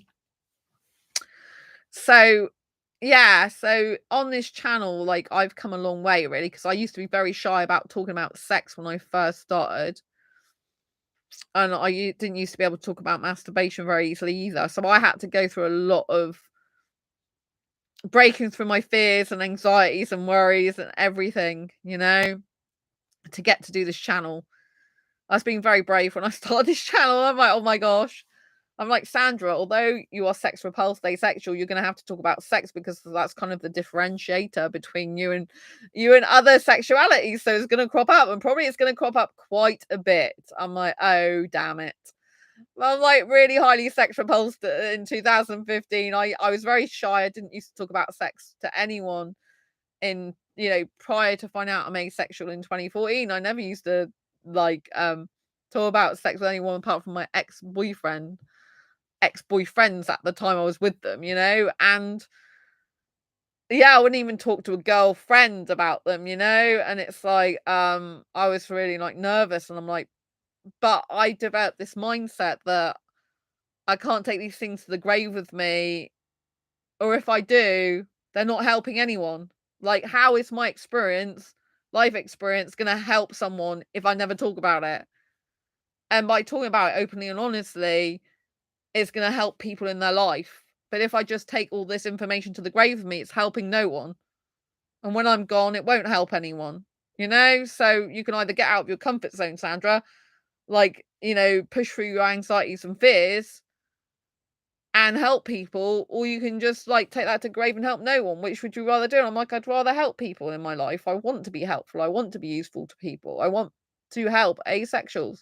And I specifically understand asexuality because I was born asexual but didn't realize it, and I have a natural way of understanding asexuality just within me. So I always think I was born to do this, but I didn't know it at the time, if you know what I mean. It's like God in the universe planned all this for me in the sense that I'm going to give you some heterosexual relationships and I'm going to allow you to go through all these things with them. And then you'll be able to help asexuals and heterosexuals to understand each other better. And you'll be able to help heterosexuals as well understand asexuality is real and genuine. And there are people that really don't want, like, or need sex. Like I was doing networking with the Blue Talks members a few weeks ago. And when I did networking session, this is like Zoom breakout rooms, for example, I was in a room and I explained how I help asexuals and what asexuality is, what it means for me personally. And this guy goes, "Oh, that's a real thing. I didn't realize it because I met a woman years ago and she told me and I didn't believe her because I didn't think it was true." I said, "Yeah, asexual is a really real thing, genuine sexual orientation." And so he now knows that she was telling the truth years ago when he met her. And he didn't believe her because obviously most people want sex, don't they? So I thought that was very interesting. And I was like really, really pleased. You know, I just think it's good that I could tell him that. I was really pleased that I was able to set the record straight on behalf of that asexual woman, basically, and to let him know that it's a genuine thing. Because obviously, being on Blue Talks, part of the Blue Talks community, there's lots of entrepreneurs and speakers and healers and all sorts of people. So to be spreading the word to multiple people in there constantly, and people, I stand out from the crowd because my niche is very, very niche. You know, what I do in helping asexuals is not heard of usually in the asexual. Sorry. Sorry. I didn't mean to say in the asexual community. I meant to say it's not usually heard of in the wider community which aren't asexual. So it's usually not known in the non-asexual community, in the entrepreneur space. For me, it's hard to believe full-on sexual attraction is a real thing. Ah, that's really interesting. Yeah, I mean, I thought I was heterosexual for years. And I do get aroused, but I don't have sexual attraction. So I can have high arousal levels, but zero sexual attraction. And I think I've been purposely made like this so I understand heterosexuals and asexuals, and I understand grey asexuals as well. It's kind of like I have a mixture of different types of bits in me that make it easier. I wouldn't say easy in every case, but easier to understand different types of asexuals. Because for me, it's very weird. Like high levels of arousal, zero sexual attraction. How does that even work? But I just don't. So I can be kissing a guy. So the last heterosexual guy I kissed, I was kissing him nearly non-stop for over 4 hours because I'm a hyper romantic and a hyper kisser. And it was nearly non-stop. It was from after 11 o'clock and I didn't finish kissing him till gone 4 in the morning. 4:23 or something it was. I just assumed most relationships were platonic, but people did sex as just a random activity for some reason. Oh, yeah, I don't actually experience platonic attraction, which is very rare as well for an asexual. It's very weird. I experience no platonic attraction whatsoever. So if I come across like a guy I'm aesthetically attracted to, for example, like if he's messaging me, or even if like a young foreign guy's messaging me, I'll usually always have some attraction for him pretty much nearly straight away if it's my aesthetic type and the age group I like, you know, because I'll just have instant attraction. It's like so I can have up to 8 attractions for different people, different guys, you know, which are the 8 I explained. So I could be intellectually attracted to one guy, that's it. I could be aesthetically attracted to another guy, romantically attracted to another guy, or aesthetically and romantic with one of them, intelligent with another, spiritual with another. It's a bit of a nightmare, to be honest, for me. It's like so much attraction for different guys. But I would only, if I was in a relationship, I would only like to be with one guy. So I'm monogamous. But yeah, I got attracted to multiple guys and I can't help that. Because it just happens. Like, and every time I try and repress that or suppress it, it just doesn't bode well. Like trying to deny that that's the truth. So I just usually, if I come across a guy now, I'll just tell him like I have multiple attractions for different guys, but I'm just not actually interested in a relationship with multiple guys. Jonathan, define what you mean by no platonic attraction. Surely you class intellectual attraction as a platonic attraction if it compels you to want friendship. No, it compels me to want to be in a relationship. Intelligence attraction is part of the attractions I have for guys I want to be in a relationship with. So I'm sapio-asexual. So sapiosexual is someone who gets intellectually, sexually attracted by intelligence. A sapio-asexual is someone who gets attracted by intelligence in an asexual way. And sapio-romantic is someone who gets attracted romantically to someone by intelligence. So it's all to do with attraction. So for me, an Indian guy talking about coding, I'm intellectually attracted to him and I want to snog him more. Usually I'm aesthetically attracted to him as well.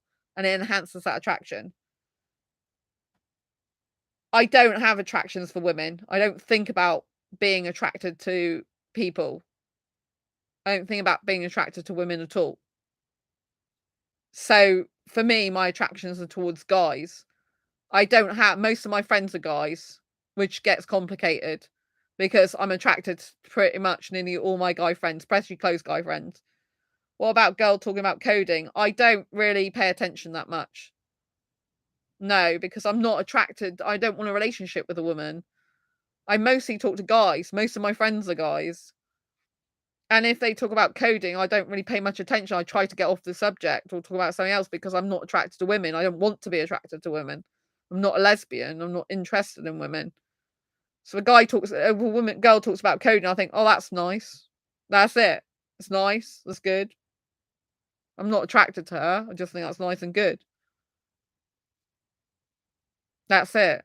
Period, really. And I'm quite surprised she's in that industry because it's male dominated, but it's good for her. Great. That's it. It's a very matter of fact, logical way, if you know what I mean. Very matter of fact way, yeah. So yeah, that's basically it. And I don't tend to get attracted to older guys as well, usually. The last guy I kissed was older, and older than I would usually go for in his 30s, and I purposely tried that out, if you know what I mean. Like, I was aware that he might want to kiss me. And but I can't see me being with an older guy, older than I would usually. I thought I couldn't really be in a relationship with a guy like this. This is before I found out he's married still, separated though. I thought I can't really see me being in a long-term committed relationship with an older guy. That's usually the opposite way around, isn't it? But I mean, because I'm into younger guys, I can't help that. I'm just not really attracted to guys anywhere near my birth certificate age. I'm not interested. I don't have anything in common. And I'm not interested. I'm not aesthetically attracted to guys usually. I almost wish there wasn't such a thing as gender dominated industries. I see that as a problem with society. Yeah, I mean, it is difficult. I've been in male dominated industries before. I worked in the furniture. So I worked in retail predominantly for a lot of my life since leaving college. I was in retail management for years. I was in furniture. And the furniture, like I was a bed manager of a bed company, well, a concession within a department store for years. I really liked the job, but was very and is still male dominated. But I was good at that job, very good at that job. But yeah, it's predominantly male dominated, that industry. So, it depends how the guys are. Like, some of the guys can get really competitive to the point of nastiness and that type of thing.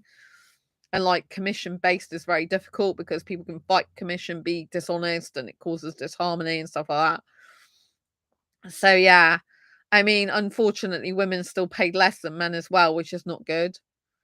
I mean, in the entrepreneur space, it's really interesting because I'm part of Blue Talks, which I told you about, and predominantly, most of the time, I see women in there. I see more women than men. Like, on our networking calls, there's usually always more women than men.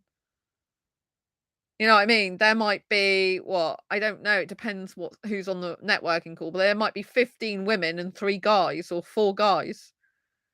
It's hugely, like, got so many more women in it.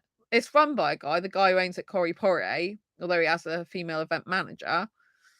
And a lot of the speakers Corey has as guests are guys. Not all of them. There's quite a lot. For example, he does a free experts boot camp, which is coming up before the Oxford talk. But when I do the actual networking calls, the majority of people are still women, which is interesting. I think it's good for me because I think it's good for me to have experience of talking to more women. But in general, I get on better with guys. I always have done. Always have done. I was bullied at school by women worse than the guys ever did. I know the tell them to get into coding, the women, I mean. Yeah, they've got their interests, they've got their own businesses, they know what they're doing. I don't tell anyone what to do like that. I get fed up actually because people keep recommending me to have a whole coaching business. And most of them have coaching businesses. I am happy to do coaching on this channel, which I do obviously a lot of.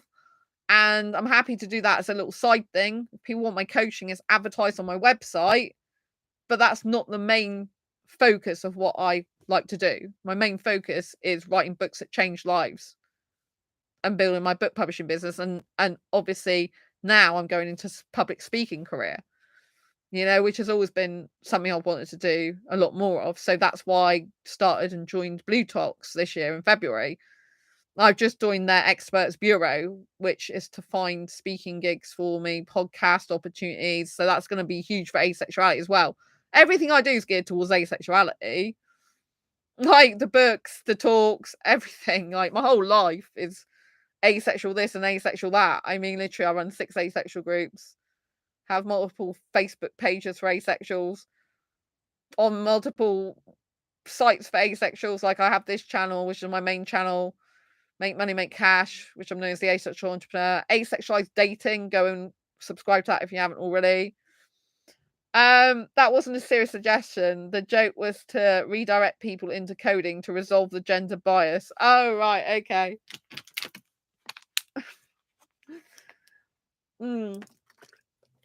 I have come across a few Indian women coders in my time, that say, but I don't really, but there are a lot of people that keep telling me, run a coaching business. Like, I'm not happy. I don't want to run a coaching business 24/7. That's not what I'm interested in. I'm interested in like writing books that change lives, YouTubing. I love writing books. It's part of my soul and I die if I don't do that. But I also want to do the public speaking. I believe I'm born to speak on stage. And the more stages I'm on, the more I can spread awareness of asexuality, the better, because it helps me to fulfill my life mission. Getting asexual, I recognise as sexual orientation in its own right throughout the globe. So no asexual has to live in fear of ridicule ever again. It's so important to me. It's important people know there are people out there that don't want, like, or need sex, even though not every asexual is like that. It's important. It's very important to me, and I'll do whatever it takes to achieve that, even by interesting means. Yeah. So I've started writing Diary Confessions of a Hyper-Romantic Asexual, which is very interesting. It's a diary style book. So like a memoir. So it's just like me speaking to you on a one-to-one basis in a diary format. So it's not like a book where you have paragraphs and stuff like that. It's a diary style book. That's the first time I've ever tried that. And I keep writing that. So it's very interesting. I did a poll to see if people would be interested in buying that, and 40% said definitely yes. There's 40% unsure, and there was like 20% no, which is good enough for me. And then I asked about the title because Diary Confessions of a Hyper-Romantic Asexual was my first initial title, and people like that the most out of all the titles. But it'll have like, but also it'll have the sub like line of ramblings, secrets, and life lessons. So because that's what it's got in it, it has life lessons within it, which is really good. But it's a type of book I've never done before, so I don't have a clue what the reaction and response is going to be to it. But it's a very interesting. I read some of it out to my best friend, and they're like, "Oh, this is very entertaining. I'm intrigued by this." So yeah. So I decided to do the Diary Confessions of a Hyper-Romantic Asexual. I might turn it into a series as well if it's popular, but I don't know. I've never done that type of book before. It's very different to the Asexual Guide to Sex book I've been working on for over 4 years. It's very like strict editing and very like just editing all the time. Because a diary book, you talk like you speak, so you don't edit it to proper grammar necessarily and quote. You use slang and all that type of language. I think I voted for that title. Oh, thank you, Jonathan. That's great. I'm really happy to hear that. Yeah, Diary Confessions of a Hyperromantic Asexual was my very first title I came up with, and then I was kind of changing around a bit, and then I added the like ramblings, secrets, and life lessons, and that was that's going to be the title because that's what people chose. But I don't know if people would like it as a series. I've got the idea in mind that if it takes off, if it does well, then I would make it into a series, as in I would be doing lots of these. And obviously, with speaking career, if I do progress that further, like I'm continuing to do at the moment, then I can do that's something I can do on the road, if you know what I mean. So when I'm traveling, if I'm traveling to in-person speaking events, I can be typing away on my laptop on the train, in the hotel room if I need to, and stuff like that. So it's a diary that I can do behind the scenes as well. It's a very like the thing is it's hard because I don't know about all the rules about the diary book, yeah. But I know from what I understand that you don't have paragraphs because you don't in a diary. You talk colloquially, you talk slang like you would do normally. You know, you talk like you speak because you're not there to present a perfectly written, formatted book because you're writing like a diary style and it's like continuous thoughts and it's first person. I'm very good at doing first person. So you feel like you're just talking to me. In the diary, I'm like talking to you. like like you're just one person reading my diary. It's very interesting, but it is quite a lot of like because I'm talking about Diary Confessions of a Hyperromantic Asexual. It's quite interesting. Thanks for the stream. It's getting late for me. I should go to bed. You're welcome. It's nice to see you. Thank you, Jonathan. Appreciate you. Um, so yeah, I better answer some more questions about this like asexuality in this channel before I go, because obviously that's what the Q&A is about.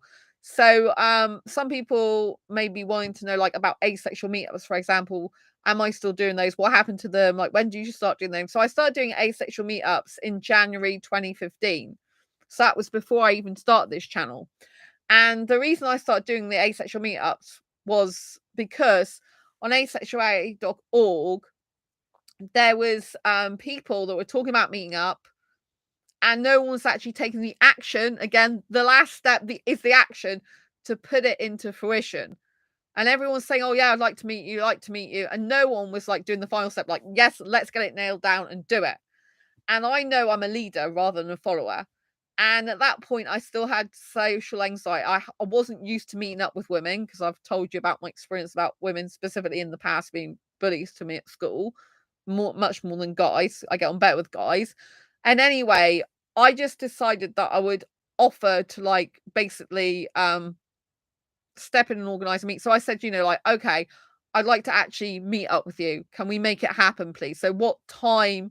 Who wants to meet me? And I actually had a screenshot a while ago of the original post I wrote. So don't quote me on this because it's not actually completely 100% what I said, but it was something along the lines of basically who wants to actually meet and the time and the day. And me and two women arranged to meet outside arranged to meet outside my place of work and go to Nando's together. And so I met up with these two women. One was you probably call a girl because she was much younger than the other woman. And the other woman came from Newton Abbot, I think, and one lived in Exeter. And I spoke to these two women, went into Nando's together, we ate stuff, and we were actually making sexual jokes, which is quite weird for asexuals to make sexual jokes, even though we're not interested in sex.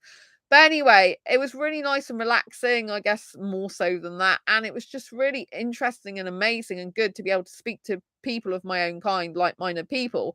And it was the first time I met an asexual in real life. And that was truly life cementing. So I think for me personally, when I first came to asexuality and discovered it, it was kind of a bit more abstract because I was talking to people on the internet on asexuality.org, and it was kind of like they're out there, but I haven't actually met anyone here. So it's kind of like they're real, but I haven't met anyone in real life. So it's kind of a bit like, I don't know, abstract. I'd use the word abstract. It's like an abstract concept where it hasn't been completely solidified and cemented yet in real life, if you know what I mean. So by meeting these two people, they're asexual, clearly asexuals, both of them, and chatting away to them, it was amazing because not only were they women, I got on well with them, it was like completely like, wow, this is really real. Because I think when you come to asexuality, there's a bit of a surrealism about it. Well, there was for me. It's like, wow, I've discovered there are people like me. But because I spent months, because I found out I'm asexual like March, end of March, beginning of April 2014. And I'm having this meetup in January for 2015. So I haven't seen an asexual person for all those months, right? And I'm finally meeting someone. I'm like, this is real. This is definitely real. Because obviously there's a lot of people on the internet going, oh, it's a phase or it's not real or blah, blah, blah. You know, you get a lot of people trying to put you off asexuality and try and make you think it's not true or real and there's no such thing. And so when I actually took the action to make that happen, it's like, wow, this is real. And it just solidified it and cemented and made me feel so much better. And I'm like, yes, this is definitely real. It's true. No one can tell me it's not now. And it just felt so good. And they were really nice people. And it helped me to decrease my social anxiety.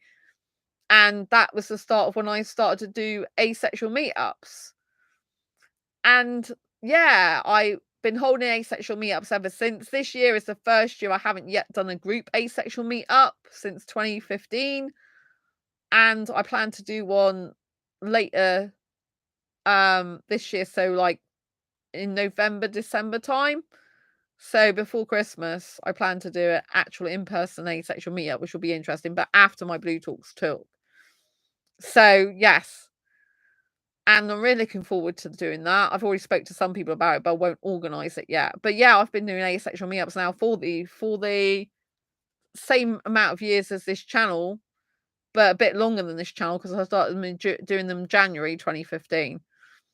And the things I like about asexual meetups are you're around like-minded people. It does solidify asexuality a lot more for you. It makes it easier for you to be able to be strong with people who are disbelievers, you know, because you know it's true because you've seen people in real life. So it's not just like some abstract concept or some fantasy or something. Imagine it's real, it's true, it's in front of you, it's there, you know. And it's great to talk to like-minded people, people who understand you, people who really get you. Because even if you have family who try to understand you, a lot of families don't, or relations don't. But even if you have a family that tries to understand you, they're not going to completely understand you because they're not you. They're not in your shoes. Whereas a lot of other asexuals are in a similar, if not the same position as you in terms of how they feel about sex and their attitude towards it in relationships and dating. So it's, you know, it's just really good. And it's great to be around guys where you don't have any sexual energy. I say guys for me, but it can be any gender. But for me personally, I'm only attracted to guys. And it's great when I've not got a guy having an ulterior motive for talking to me. A guy's more likely to like my personality if he's talking to me. He's more likely to say things like, oh, you're cute, you know, or beautiful than sexy and hot. And, you know, there's none of that sexual energy going on. You don't have to worry about that type of stuff. It's very interesting to listen to different people's experiences as well. I find it's nice to just come together with groups of people that are like-minded in the sense of asexuality, but also they can be different as well in terms of where they come from, in terms of asexuality. They can have a different perspective, be on their asexual spectrum in a different way to you. And it's nice just to be like people, but be different as well, if you know what I mean. And, you know, we all have kind of lived shared experiences where a lot of, well, I say all, a lot of us have had lived shared experiences where we've had someone having a bad attitude towards us because we're not so interested in sex, because we don't want sex, because we don't like it or don't need it, or it's not the priority in our life, you know? So I think this is just like really good to be able to have that. That's why I love this channel as well, because you get so many different people. And you know, Jim, thanks so much for Jimbo, isn't it? But it's Jonathan Jimbo. Thanks so much for being here in chat tonight. You know, it's been really good. I thank everyone that's ever come on this channel in chat and live stream. You know, even all the guys that I've met in real life that haven't been so good to me, I still want them to be happy. I still cared about them. I still want them to be happy. I want their life to be amazing. I want them to have great things happen in their life. And since I've done this channel, you know, like my life has just gone from strength to strength. I mean, I've broken through my social anxiety because I hold meetups now. Would have never done that years ago because I had to be on one-to-one with people. I couldn't be in a group. I've been able to overcome my shyness about talking about sex, which I never thought I'd be able to do. I've been able to understand my sexuality more, my asexuality. I've been able to understand that I do experience arousal, but no sexual attraction. I get aroused over things I wish I didn't sometimes. Like, yeah. But I found out a lot about my body. I've understood myself better as a person. Feel like I've got a good mission. Feel like I've got much more of a sense of purpose in life. I love writing books and I love helping asexuals. So to combine the two and be a specialist writer in the topic of asexuality is incredible for me. I love the fact that I've been on loads of different podcasts. I've been on BBC Radio with Graham Torrington, the Jeremy Vine Show. I've been on recently Lifeology Radio. I've been in FemMedic, which is a very well-respected publication online. Been featured on iHeartRadio, Spotify, Apple iTunes. My books, like this Asexual Perspectives book, is in. You can get it on the Walmart website, Amazon, Barnes and Noble, Waterstones, Blackwell's. From any good bookshop, you can order it. So that's incredible. And to be able to be on James Miller's show recently with over 3 million listeners is incredible. And I just feel so blessed, Some people do recognize me on asexual dating sites. They're like, oh, you're that YouTuber. So that's nice. A little bit of fame.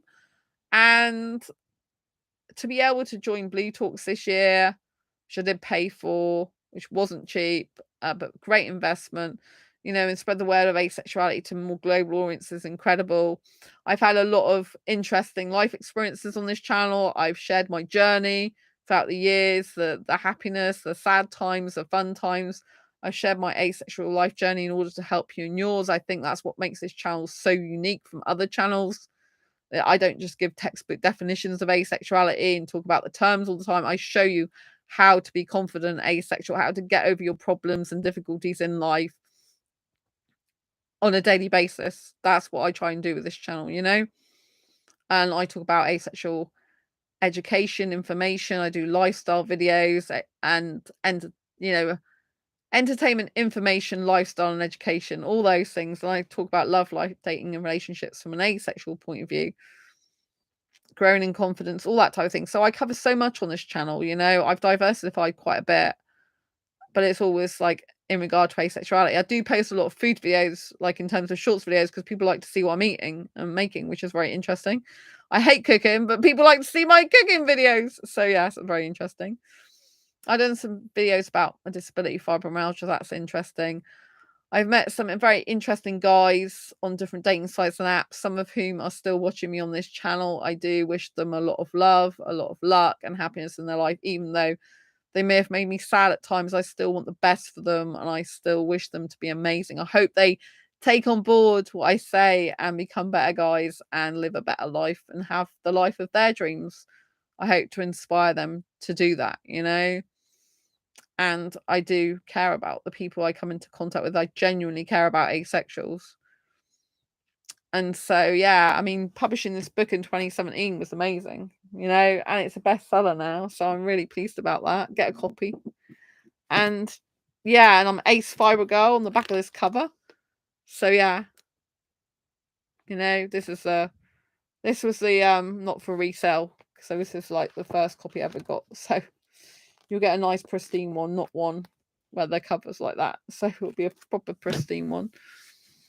Fibromyalgia self-help handbook if you want to grab that. So yeah, I just think it's incredible. I thank my lucky stars that I'm here. And the fact that it's like over 625,000 people watch this, watched episodes of this channel is just incredible. And I want to thank you all, thank you all from the bottom of my heart. And I'm just so glad to be here with you in life. I'm glad to have been sex-free since 2011. I'm glad that I know who I am. I'm glad I understand my sexual orientation that is asexuality. I'm glad I don't experience sexual attraction. it's making for a very interesting life. I think asexuality makes you very different to other people, and it makes you stand out and be different. I've always been different. I think asexuality is just the icing on the asexual cake. Anyway, I'm going to leave it there. If you like this video, please give it a thumbs up. Subscribe if you haven't already. And hit the bell icon so you never miss an episode. Tell your friends about this channel. Don't forget to get them to subscribe. Thank you, Jonathan, Jimbo, for being in chat tonight. I appreciate you all. Love you all. Thank you for your support. From my heart to yours, always stay ace. And I'll see you soon in the next video live stream. Lots of love. Bye.